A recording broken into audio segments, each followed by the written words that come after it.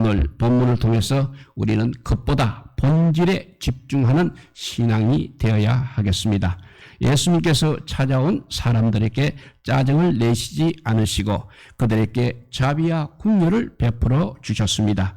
병든 자를 거절하지 않으셨습니다. 배고픈 자에게 먹을 것을 주셨습니다. 위기에 처해 있는 제자들에게 찾아오셔서 구해 주셨습니다. 우리 예수님의 마음은 언제나 불쌍히 여기는 마음이었습니다. 허다한 무리가 예수님을 찾아왔을 때 그들이 찾아온 이유가 무엇이든 그 어떤 동의로 아파하고 어떤 동의로 위기에 처했던 예수님께서는 무조건적인 사랑과 긍휼을 베풀어 주셨습니다. 따뜻한 마음, 받아들이는 마음, 이해하는 마음, 위로해주고 격려해주는 마음, 이것이 바로 우리 예수님의 마음이었습니다. 그러나 우리는 오늘 본문을 대하면서 예수님처럼 하나님을 섬긴다고 하지만 예수님과 정반대의 사람들을 만나게 됩니다. 바로 바리새인들과 서기관들입니다. 이들은 고통을 당하는 사람이 있었음에도 불구하고 이들을 불쌍히 여기기보다는 오히려 종교적인 논쟁과 전통에만 관심이 있었습니다. 그러면 바리새인들과 서기관들의 관심은 무엇이었습니까? 배고픈 사람, 병든 사람이 그들의 관심이 아니었습니다. 절망에 빠져서 울고 있는 사람들도 그들의 관심이 아니었습니다. 오직 그들의 관심은 유전과 전통을 지키는 문제였습니다. 배가 고픈 것을 생각하지 않고 왜 전통을 준행하지 않느냐 했습니다. 왜 전하여준 유전대로 신앙생활을 하지 않느냐를 가지고 논쟁을 시작하였습니다. 바리새인들은 정말 유전에 그렇게 사로잡힌 사람들입니다. 그리고 그들은 이 유전들을 지키기 위해서 책까지 만들었습니다. 그 책이 바로 미슈나라는 책입니다. 이 미슈나라는 책에 보게 되면 이런 어처구니 없는 유전도 있습니다. 안식일날 거울을 보지 못하는 유전이 있습니다. 거울을 자주 보게 되면 그 자체가 일이 됩니다. 그렇기 때문에 아예 안식일 날에는 거울을 보지 못하게 한 것입니다. 안식일의 진정한 의미가 무엇이겠습니까? 하나님을 경배하며 하나님 안에서 자유와 평안을 얻으며 편안한 안식을 취하는 날이 아니겠습니까? 그런데 바리새인들과 서기관들은 안식일을 거울을 쳐다보지 않는 날로 엉뚱하게 만들어 버린 것입니다. 하나님을 섬기는 것을 거울로 바꾸어 버렸습니다. 하나님을 섬긴다고 하면서 사람을 속박하였습니다. 전통과 규정을 만들어 사람들을 속박하고 규칙을 만들어 하나님을 만나는 길을 오히려 가로막아 버린 것입니다. 교회도 마찬가지입니다. 우리 교회의 목적이 무엇입니까? 하나님을 경배하고 찬양하며 기도하고 이웃을 사랑하는 것이 우리 교회의 목적입니다. 그래서 열심히 전도하고 봉사하며 그리스도의 몸된 공동체로서 존재하는 것이 바로 교회인 것입니다. 그런데 이런 일에 대해서는 관심이 없고 사소한 전통이라든지 규례들에 대해서만 관심이 있어 논쟁만 일삼는다면 우리 하나님께서 얼마나 슬퍼하시겠습니까? 그래서 서기관들과 바리새인들의 유전에 대해서 예수님께서 책망하신 장면이 나오고 있습니다. 이러한 전통에 사로잡혀 있던 그 바리새인들과 서기관들에 대해서 예수님께서는 어떻게 반응을 보이셨는지 한번 살펴보도록 하겠습니다. 6절에 보니까 예수님은 이들에게 책망을 하셨습니다. 왜 이 사람들이 책망을 받아야 했습니까? 너무 형식에 집착해 있었기 때문인 것입니다. 형식과 전통이 잘못되었다는 것이 아니라 그런 전통만 고집하면 그것 때문에 오히려 무지하게 되고 발전이 없게 되는 것입니다. 어느 사이든 전통이라는 것은 있게 마련입니다. 그러나 그 전통을 자랑하게 고집하게 되면 그 사이는 발전이 없습니다. 또는 전통이 우리로 하여금 가르치려고 하였던 그 본질을 방해하는 장애 요인으로 종종 등장할 수가 있기 때문입니다. 특히 신앙에 있어서는 더욱 그러합니다. 우리가 옛날에는 이렇게 신앙생활을 해왔습니다. 지금 어떻게 하느냐가 중요한 것입니다. 우리는 신앙의 전통을 항상 넘어서야 하는 것입니다. 신앙의 전통을 넘어서기 위해서는 비본질적인 형식과 전통을 넘어서야 하는 것입니다. 왜 전통과 형식들이 지금 우리 신앙생활을 방해하고 우리 신앙생활의 성숙을 방해하는지 아십니까? 계속해서 전통만 주장하고 전통만 지킬 때 얻어지는 결과는 무엇인지 아십니까? 전통이 왜 우리를 방해합니까? 첫째, 전통은 우리의 마음을 소홀히 하여 버리기 때문인 것입니다. 오늘의 본문의 배경대로라면 이스라엘 백성들은 음식을 먹을 때 정결 규례를 지켜야만 했습니다. 이스라엘에게는 2절과 4절의 정결 규례들이 있었습니다. 계속 지켜오면서 이제는 전통으로 굳어버렸습니다. 그러나 이것을 본래 성경에 있었던 것은 아니었습니다. 원래 성경에서는 제사장들이 제사를 드리러 나갈 때 물두멍에 손을 씻고 나갔습니다. 하나님 앞에 나갈 때는 거룩한 마음으로 나가겠다는 그 심정으로 손을 씻고 나갔던 것입니다. 그러니까 거룩한 마음을 강조하기 위해서였던 것입니다. 손을 씻는 자체가 중요한 것이 아니라는 것입니다. 그 마음의 자세가 중요한 것이었습니다. 그러나 이런 손을 씻는 일을 자주 하다 보니까 나중에는 손을 씻는 일이 오히려 더 중요하게 되었다는 것입니다. 손을 씻지 않으면 불경한 것이 되었습니다. 손을 씻게 되면 경건한 것이 되었습니다. 그 마음하고는 전혀 관계가 없게 되었습니다. 손을 씻는 이유는 바로 하나님 앞에 깨끗한 모습으로 나가기 위함인 것입니다. 그런데 바리새인들의 전통은 하나님께 나가는 깨끗한 마음을 그만 손을 씻어야만 하는 것으로 전락시키고 말았다는 것입니다. 예수님께서는 이러한 마음의 자세를 보고 바리새인들과 서기관들에게 중대한 경고를 하셨습니다. 6절 마지막에 강조된 것이 무엇입니까? 바로 마음이 멀어졌다 말씀하셨습니다. 규례만 이렇게 따지다 보니까 하나님을 멀리하게 만들었다는 것입니다. 처음에는 손을 씻는 거 매우 좋았습니다. 그러나 이것이 지나쳐서 마음보다 손을 씻는 데 오히려 더 관심이 있게 되다 보니까 정작 마음이 하나님께서 멀어진 것입니다. 사랑하는 성도 여러분, 우리의 형식이 반드시 마음을 따라가지 않는 것입니다. 형식을 아름답게 한다고 반드시 그 사람이 내적으로 성숙했다고 말하지는 않습니다. 교회에 오래 다녀서 교회 전통에 익숙하다고 해서 그가 마음으로 진정 하나님을 잘 섬기고 있다는 말은 아니라는 것입니다.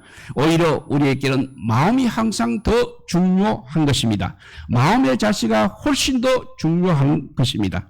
그 마음속에 우리 하나님을 진정 사랑하느냐, 하나님을 진정 사모하는 자가 훨씬 중요하다는 것입니다.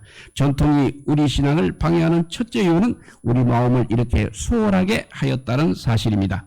두 번째 방해한 전통이 우리 신앙을 방해하는 것은 전통이 바로 우리 신앙의 성숙에 방해가 되는 것은 바로 전통이 말씀을 대신하고 있기 때문인 것입니다. 예를 들어서 예배를 오래 드리다가 보면 예배의 전통이 생기게 마련인 것입니다. 그러다 보니까 어떤 사람은 묵도로 시작해서 축도로 끝나는 예배 형식을 하나의 법으로 생각하게 되는 것입니다.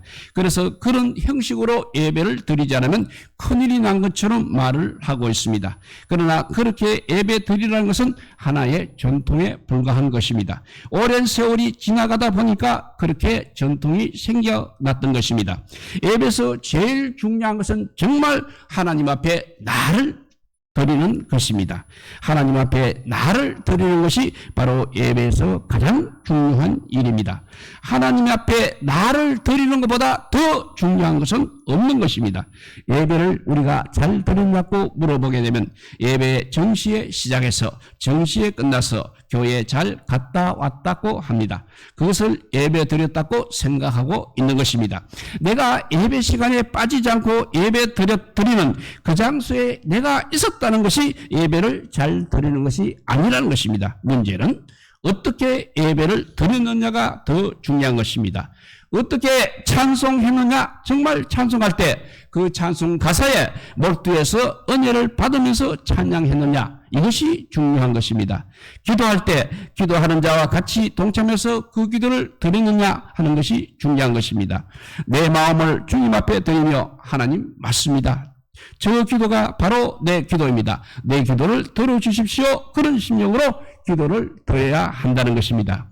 우리가 말씀을 들을 때 나를 향한 하나님의 말씀을 듣고 그 말씀 앞에 내가 먼저 회개하고 내가 먼저 결단하고 나를 순종시키고 그리고 내 삶을 하나님께 드리는 것입니다.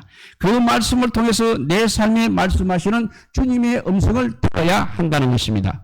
그리고 성령의 역사를 체험해야 합니다. 내 인생은 하나님 앞에 붙잡혀 있습니다. 내 인생은 하나님의 것입니다. 하나님의 뜻대로 살게 하옵소서 이렇게 결단을 해야 한다는 것입니다. 이런 분들이 말씀을 듣는 분들이고 예배를 드리는 사람의 모습이라 할 수 있겠습니다. 새로운 결단 속에 교회를 떠나는 사람들이 바로 예배를 드리는 사람들입니다. 예배를 드리러 와서는 기도가 너무 길더라든지 예배 시간이 좀 길어지면 불평을 하게 됩니다. 예배 정신이 중요한 것입니다. 형식은 중요하지 않는 것입니다. 만두 장사가 제일로 싫어하는 말이 바로 속이 터진다는 말이라고 합니다. 우리 인생에 속이 터지게 되면 부끄러운 인생이 많은 것입니다. 정말 그 속이 항상 충실해야 합니다. 그것은 복음을 통해서 주어지는 것입니다. 형식을 통해서는 주어지지 않습니다. 말씀을 통해서 주어지는 것입니다. 전통을 통해서는 역시 주어지지 않는 것입니다. 성령을 통해서 주어지는 것입니다. 이렇게 전통이 우리의 신앙 성숙에 방해가 되는 것은 바로 전통이 말씀을 대신하고 있기 때문이라고 했습니다. 세 번째 방해하는 요소를 볼 때 전통을 중요시하다가 심지어 말씀을 폐기할 수도 있다는 사실입니다.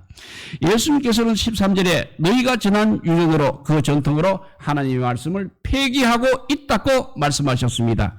출애굽기 21장 7절에 보면 너의 부모를 공경하라 하시고 또 너의 아비나 어미를 저주하는 자는 반드시 죽이리라는 말씀이 있습니다. 그런데 유대인의 유전에 이런 것을 또 하나 덧붙여 놓았습니다. 어떤 사람이 부모에게 효도하고 공양할 재물이 있었습니다. 그런데 부모보다 더 크신 하나님께 헌금했다면 부모에게 재물을 드리지 않아도 된다는 것입니다. 이것을 고르반이라고 말하고 있습니다. 하나님께 헌금하고 헌신할 것을 핑계삼아 부모님을 섬기지 않는 것을 합리화시켰던 이런 일들이 얼마나 교활하고 반성경적입니까? 그러나 겉으로 보면 이 사람을 비판할 사람은 아무도 없는 것입니다. 굉장히 하나님을 잘 섬기는 사람처럼 보이기 때문에 그렇습니다. 그러나 예수님은 바로 이것을 지적하셨습니다. 그 부모를 공경할 것이 없다하여 너희 유전으로 하나님의 말씀을 폐하는도다 라고 하셨습니다.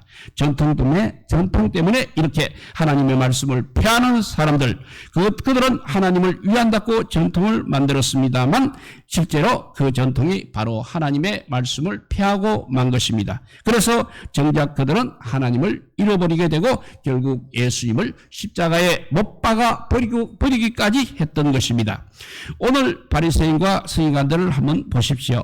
지금 그들이 무엇을 하고 있습니까? 그들은 인생에서 가장 실수를 하고 만 것입니다. 바로 눈앞에 있는 예수님을 놓쳤다는 사실입니다. 지금 바리새인과 서기관들이 누구하고 이야기하고 있습니까? 예수님하고 이야기를 하고 있습니다. 그런데 바리새인들이 제일로 중요시하는 것이 무엇이었습니까? 바로 율법입니다. 그런데 율법의 핵심이 무엇입니까? 예수님은 이렇게 말씀하셨습니다. 율법과 선지자가 나에 대하여 증거하시거늘 했습니다. 그러니까 율법의 핵심이 바로 예수님이십니다. 바리새인들이 율법을 제일로 중요시 여기고 있습니다. 그런데 율법의 완성이신 예수님과 대화를 하면서도 그것을 깨닫지 못하고 있는 것입니다. 구약의 모든 율법은 하라 그리고 하지 말라는 계명입니다. 예수님께서 바로 이것을 깨뜨리셨습니다. 인간들은 율법을 지킬 수가 없었기 때문입니다. 그래서 인간들은 죄에 빠져 있었습니다. 그러나 하나님께서는 예수님을 통해서 인간들이 지키지 못하는 율법을 완성시켜 주셨습니다. 그 율법을 완성시킨 예수님께서 지금 바리새인들 앞에 와 있는 것입니다. 그런데 바리새인들은 자기들이 만든 전통을 중시하다가 그만 가장 중요한 것 예수님을 잃어버렸습니다. 오늘도 교회에서 가장 중요한 것을 잃어버리는 사람들이 있습니다. 교회에서 가장 중요하신 분이 바로 예수님이십니다. 예수님이 가장 중요하신 분이십니다. 교회에서는 그 예수님을 만나는 것, 그 예수님을 경험하는 것, 그 예수님을 경험하는 것, 그 예수님을 경배하는 것이 가장 중요한 것입니다. 여러분, 예수님이 여러분의 생명이심을 믿고 계십니까? 예수님이 소망이요, 힘이요, 능력이요, 힘이요, 평화요, 사랑이심을 믿고 계십니까? 그렇다면 교회에서 제일로 중요한 일이 무엇입니까? 바로 예수님을 만나는 일이 가장 중요한 일입니다. 그런데 예배 시간에 와서 엉뚱하게 주보가 이상하다든지 복음 성가를 불러야 하느냐 부르지 말아야 하느냐, 왜 예배 형식이 이러냐, 왜 이런 행사는 이렇게 하느냐 저렇게 해야지, 그런 것들만 집착을 하고 신경을 쓰고 갈등을 하고 있는 것입니다. 만일 우리가 예수 그리스도를 만날 수 있다면, 예수 그리스도를 체험할 수 있다면, 예수 그리스도를 사랑할 수 있다면, 예수 그리스도로 말미암아 우리 인생이 뒤집어질 수 있다면, 예수 그리스도의 소망과 복음을 가지고 살 수 있다면, 때로는 전통이나 형식 같은 것에 우리는 더 자유로워질 수가 있어야 한다고 믿는 것입니다. 바리새인들 예수님을 만나고 사랑을 고백하는 그 기회를 놓치고 겨우 따지는 것이 무엇이었습니까? 예수님께서 식사하실 때 손을 몇 번 씻었습니까? 손목까지 씻었습니까? 팔목까지 씻었습니까? 이런 비본질적인 것을 가지고 따지며 사수하고 있는 분들이 과연 예수님을 만날 수 있겠습니까? 그 예수님을 통해서 내 인생이 변화되고 사람이 변하고 내 인생이 바꾸어지는 놀라운 체험을 경험할 수 있겠습니까? 사랑하는 성도 여러분, 우리 모두의 삶 속에서 전통과 형식에서는 항상 자유하시기를 바랍니다. 그리고 실체이신 예수님을 만나보시기를 바랍니다. 그리고 그 예수님을 날마다 체험하시기를 바랍니다. 그 예수님께서 오늘 이 순간 우리들의 삶의 장에 오셔서 내 손을 잡아 인도하시고 나와 더불어 동행하시며 우리들 삶 속에 놀라운 체험을 경험할 수 있다면 그것이 가장 중요한 것임을 믿으시기 바랍니다. 그리고 본질을 붙들고 사는 신앙, 예수님을 붙들고 사는 신앙, 그리고 예수님의 말씀이 내 삶에서 역동적으로 움직이며 그가 예수님이 내 삶에서 역동적으로 움직인 삶이 되시기를 바랍니다. 이 자유와 이 환희와 이 놀라운 능력 아래 살아가시는 우리 모두가 되시기를 우리 주님의 이름으로 축복드립니다. 사랑의 하나님 감사합니다. 이 시간 우리가 거룩한 마음으로 아버지와 예배 드리게 하여 주시니 감사합니다. 거룩한 마음을 소홀히 해서 예수님을 멀리하는 어리석음을 범하지 않게 하여 주시옵소서. 정말 하나님 앞에 드리는 예배가 되게 하여 주시옵소서. 내 모든 것을 드리는 예배가 되게 하여 주시옵소서. 예수님께서 무엇을 주실까 바라는 예배보다는 하나님께서 하나님 앞에 내 모든 것을 드리는 예배가 되게 하여 주시옵소서. 그래서 예수님이 가장 중요한 핵심이 되게 하여 주시고 예수님을 지금 만나고 돌아가는 우리 모두가 되게 하여 주시기를 간절히 빌고 원하올 때 우리 구주 예수 그리스도 이름으로 기도드리옵나이다. 아멘. 예, 찬송가 88자입니다. 내 진정 사모하는